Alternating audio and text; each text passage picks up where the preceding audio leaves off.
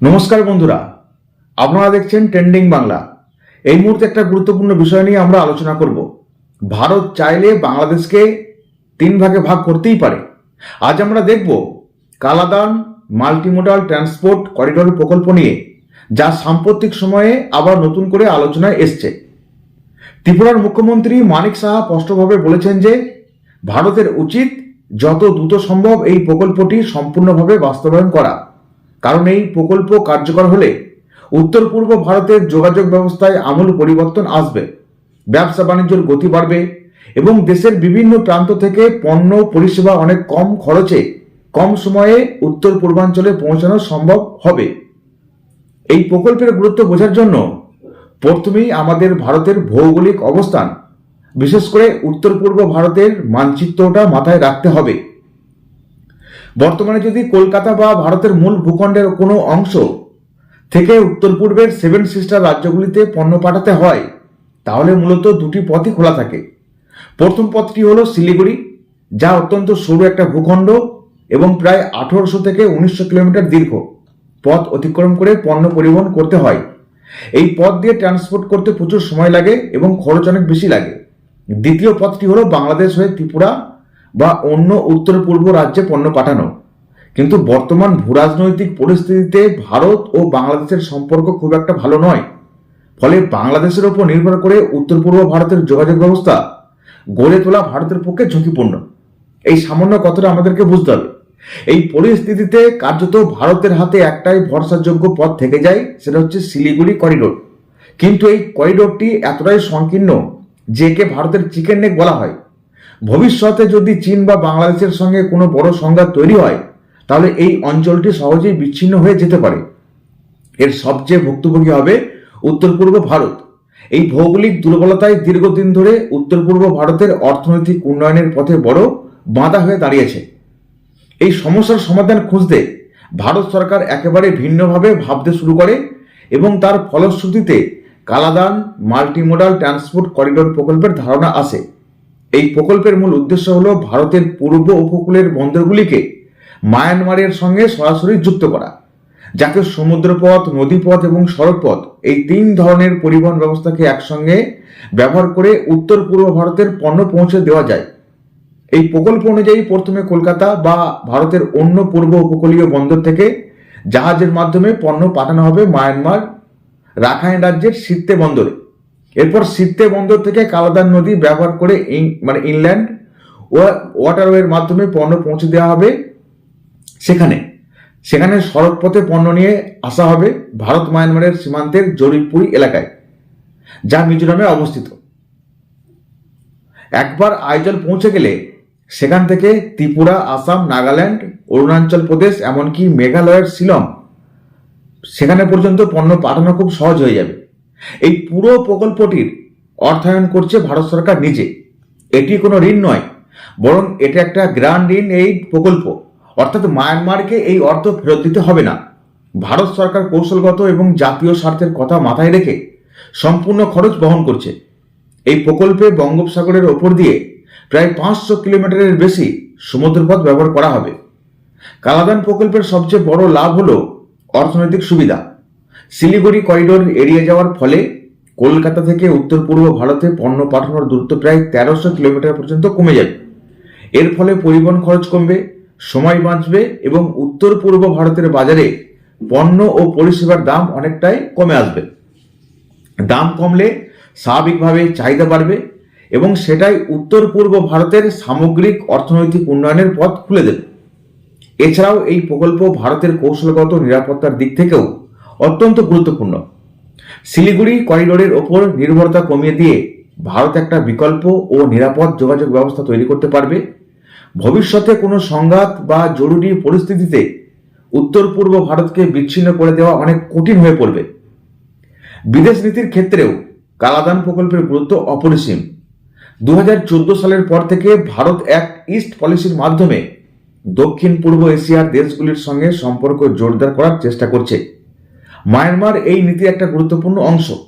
এই প্রকল্পের মাধ্যমে মায়ানমারে ভারতের উপস্থিতি বাড়বে, চীনের প্রভাব কিছুটা হলেও ব্যালেন্স করা যাবে এবং দক্ষিণ পূর্ব এশিয়ায় ভারতের কৌশলগত অবস্থান আরও শক্তিশালী হবে। সব মিলিয়ে বলা যায়, কালাদান মাল্টিমোডাল ট্রান্সপোর্ট করিডোর শুধুমাত্র একটা অবকাঠামো প্রকল্প নয়, বরং এটি উত্তর পূর্ব ভারতের অর্থনৈতিক উন্নয়ন, ভারতের কৌশলগত নিরাপত্তা এবং দীর্ঘমেয়াদী বিদেশ নীতির সঙ্গে গভীরভাবে যুক্ত একটি গুরুত্বপূর্ণ পরিকল্পনা। এই ধরনের আউট অব দ্য বক্স চিন্তাভাবনাই ভবিষ্যতে ভারতের জাতীয় রক্ষার মূল চাবিকাঠি হয়ে উঠবে নিশ্চয়ই। নিচে কালাদান মাল্টিমোডাল ট্রান্সপোর্ট করিডোর প্রকল্প নিয়ে আপনার অবশ্যই মতামত জানাবেন।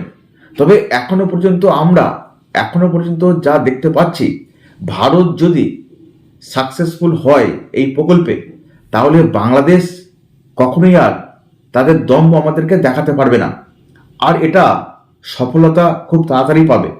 কালাদান মাল্টিমোডাল ট্রান্সপোর্ট করিডোর প্রকল্পটিকে যদি শুধু একটা যোগাযোগ কিংবা অবকাঠামোগত উদ্যোগ হিসেবে দেখা হয়, তাহলে তার প্রকৃত গুরুত্ব অনেকটাই কম করে দেখা হবে। বাস্তবে এই প্রকল্পটা উত্তর পূর্ব ভারতের দীর্ঘদিনের ভৌগোলিক বিচ্ছিন্নতা, অর্থনৈতিক পশ্চাৎপদতা এবং কৌশলগত দুর্বলতার বিরুদ্ধে ভারতের একটা সুদূরপ্রসারী এবং দূরদর্শী উত্তর। এটি এমন এক পরিকল্পনা যেখানে অর্থনীতি, নিরাপত্তা, বিদেশ নীতি এবং জাতীয় সংহতি, এই চারটি বিষয় একসাথেই গাঁথা। ভারতের উত্তর পূর্ব অঞ্চল স্বাধীনতার পর থেকেই এক ধরনের অবহেলার শিকার হয়েছে। পাহাড়ি ভূপ্রকৃতি, দুর্বল যোগাযোগ ব্যবস্থা এবং মূল ভূখণ্ডের সঙ্গে সীমিত সংযোগ এই অঞ্চলের উন্নয়নকে বারবার থামিয়ে দিয়েছে। শিলিগুড়ি করিডোরই এতদিন ছিল উত্তর পূর্ব ভারতের সঙ্গে ভারতের একমাত্র কার্যকর সেতু বন্ধন, কিন্তু মাত্র কয়েক কিলোমিটার চওড়া এই করিডোর একটা রাষ্ট্রের জন্য কতটা ঝুঁকিপূর্ণ হতে পারে তা বোঝার জন্য বড় কোনো যুদ্ধের দরকার হয় না, সামান্য ভূরাজনৈতিক চাপই যথেষ্ট। এই করিডোরকে কেন্দ্র করে ভারতের যে কৌশলগত ভয়াবহ দুর্বলতা তৈরি হয়েছে, তা প্রতিবেশী দেশগুলিও ভালোভাবেই জানে এবং প্রয়োজনে সেই দুর্বলতাকে রাজনৈতিক অস্ত্র হিসেবে ব্যবহার করতে তারা দ্বিধাবোধও করে না। এই বাস্তবতায় কালাদান প্রকল্প ভারতের জন্য এক ধরনের নিরাপত্তা বিমার মতো কাজ করবে। এটি শুধু একটা বিকল্প যোগাযোগ পথই নয়, বরং উত্তর পূর্ব ভারতের জন্য একটা বিকল্প ভবিষ্যৎ। এই প্রকল্প বাস্তবায়িত হলে উত্তর পূর্ব ভারত নয়, শুধুমাত্র শিলিগুড়ি করিডোরের ওপর নির্ভরশীল থাকবে না। এর ফলে ভারতের কৌশলগত আত্মবিশ্বাস বহুগুণে বেড়ে যাবে। অর্থনৈতিক দৃষ্টিকোণ থেকেও এই প্রকল্পের গুরুত্ব অপরিসীম। যোগাযোগ ব্যবস্থা উন্নত না হলে কোনো অঞ্চলের শিল্প, বাণিজ্য বা কর্মসংস্থান কখনো টেকসই হতে পারে না। উত্তর পূর্ব ভারতের বিপুল প্রাকৃতিক সম্পদ, কৃষিজ সম্ভাবনা, পর্যটন শিল্প এবং মানব সম্পদ থাকা সত্ত্বেও শুধুমাত্র দুর্বল লজিস্টিক ব্যবস্থার কারণে এই অঞ্চল তার পূর্ণ সম্ভাবনা কাজে লাগাতে পারেনি। কালাদান করিডোর এই অস্থিরতাকে ভাঙার সুযোগ এনে দেবে। পরিবহন খরচ কমলে শিল্প স্থাপন সহজ হবে, বিনিয়োগ বাড়বে এবং স্থানীয় মানুষের কর্মসংস্থানের সুযোগ বাড়বে। দীর্ঘমেয়াদে এটি অভিবাসন, বেকারত্ব এবং সামাজিক অস্থিরতা কমাবে, সেটা আমরা স্পষ্ট দেখতে পাচ্ছি। এই প্রকল্পে আরও কয়েকটি গুরুত্বপূর্ণ দিক হলো ভারতের বিদেশ নীতির সঙ্গে একটা গভীর সংযোগ।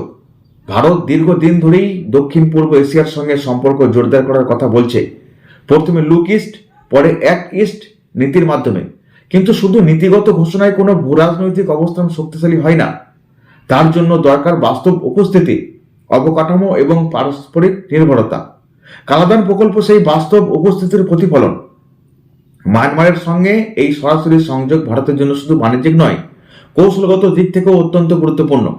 এতে দক্ষিণ পূর্ব এশিয়ায় ভারতের প্রভাব বাড়বে এবং ক্রমবর্ধমান চীনা প্রভাবের বিরুদ্ধে একটা ভারসাম্য তৈরি হবে। একই সঙ্গে এই প্রকল্প ভারতের প্রতিবেশী নির্ভরতার ধরনও বদলে দেয়। এতদিন উত্তর পূর্ব ভারতের যোগাযোগ ব্যবস্থার একটা বড় অংশ বাংলাদেশ কেন্দ্রিক ছিল। রাজনৈতিক সম্পর্ক ভালো থাকলে সেটি সুবিধাজনক মনে হলেও সম্পর্ক খারাপ হলে সেটাই বড় দুর্বলতার পরিণত হয়। কালাদান করিডোর সেই নির্ভরতার ভারসাম্য বদলে দেয়। এটি ভারতের কূটনৈতিক দর কষাকষির ক্ষমতা বাড়ায় এবং প্রতিবেশী দেশগুলির কাছে ভারতের অবস্থান আরও মজবুত করে। তবে এটাও সত্য যে এই প্রকল্প বাস্তবায়নের পথে বহু চ্যালেঞ্জ রয়েছে, ঝুঁকি আছে। মায়ানমারের আভ্যন্তরীণ রাজনৈতিক অস্থিরতা, নিরাপত্তাজনিত সমস্যা, প্রকল্প বাস্তবায়নে বিলম্ব এবং খরচ বৃদ্ধি, সব মিলিয়ে কালাদান প্রকল্প এখনো পুরোপুরি বাস্তব রূপ পায়নি। কিন্তু এখানেই ভারতের রাজনৈতিক সদিচ্ছা, দক্ষতার পরীক্ষা পাওয়া যাবে।